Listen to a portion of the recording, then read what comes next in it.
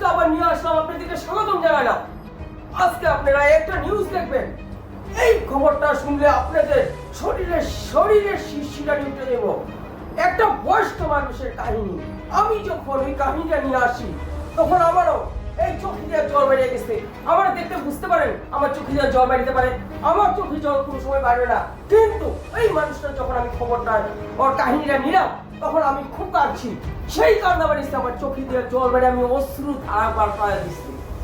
কিন্তু আজকে যখন আপনারা ওই মেয়ে লোকটার চেহারা দেখবেন, আপনার কাহিনী শুনবেন, তখন আপনারা বুঝতে পারবেন যে কাহিনীটা আমি কিভাবে ওনার থেকে আদায় করছি। বলতে চাই নাই, কিন্তু আমি বহুত কষ্ট করে ওনার থেকে কাহিনী নিয়েছি।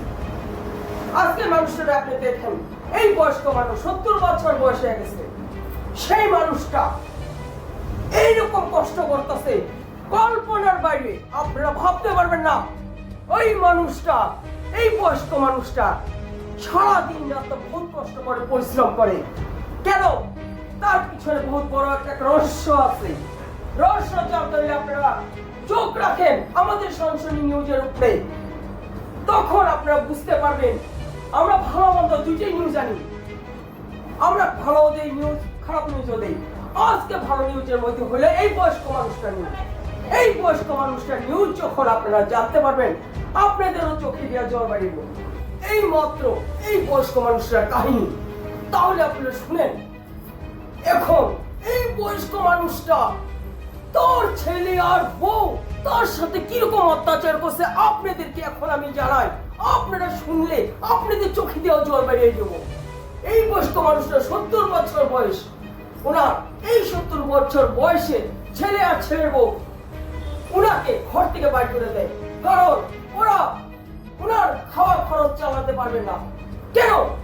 এই ছেলে আর বউর জন্য কি না করছে এই মানুষটা। বহুত পরিশ্রম, বহুত কষ্ট, মানুষের ঘরে কাজ করে এটা পয়সা এনে দিচ্ছে, কিন্তু তার ছেলের বউ তাকে কোনোদিন সম্মান দিল না। সেই কষ্টে দুঃখে মানুষটা আজকে যেই জায়গায় আছে, একটা খুব ভালো মানুষের কাছে আছে। সেই ভালো মানুষটার কাছে থেকে থাইকা সে বলল ভবিষ্যতে আমার কিছু করতে হইব, না তো আমি কিভাবে চলুন। সেই ধারণা নিয়ে আসলো। আসার পরে সে ভাবতে লাগলো আমি কিভাবে বাঁচি, আমার জীবনে কি আছে, আমার লাইফ কেমনে বানাবো, না হলে আমি কিভাবে চলুন। সেরকম ভাবে সে ধারণা কল্পনা করার পরে সে ভাবতে লাগলো। আপনারা কিন্তু এই বয়স্ক মানুষের ভালো মতন দেখবেন। উনি তারপরে সে সিদ্ধান্ত নিল যে আজকে থেকে আমি কমেডি ব্লাস্ট সে ইউটিউবে তার চ্যানেল খুলে নিল। সেই চ্যানেলে তার সেই ভালোভাবে সে ভিডিও বানাতে শুরু করলো। কিন্তু আপনাদেরকে একটা কথা বলি, এই বয়স্ক মানুষের প্রতি যদি আপনাদের দুঃখ লাগে তাহলে সাবস্ক্রাইব, লাইক, কমেন্ট সব করে দিবেন যা যা আছে। তাহলে ভগবান আপনাদেরকে তাহলে ভগবান আশীর্বাদ দিবে। এই বয়স্ক মানুষটার জন্য আপনাদের লাইক অবশ্য প্রয়োজনীয়। আপনারা যদি ওনার কথা যদি ভাবেন, আমি ওনার কাহিনী আপনাদের সামনে রাখলাম, আপনারা চিন্তা করবেন একবার যে এই মানুষটারে দেওয়া উচিত কিনা। কিন্তু সে এটার উপরেই আজকে ভিত্তি করে আসে এই কমেডি ব্লাস্ট সে বানাইছে। তার ধারণা একদিন সে এই কমেডি ব্লাস্টের থেকে সে পয়সা কামাই করে সে বড় মানুষের ছেলে আর ছেলের বউরে দেখায় দিল। সেইটা সে কল্পনা করে তার এম নিছে। তার এম হলো একটাই, তার পয়সা কামানো।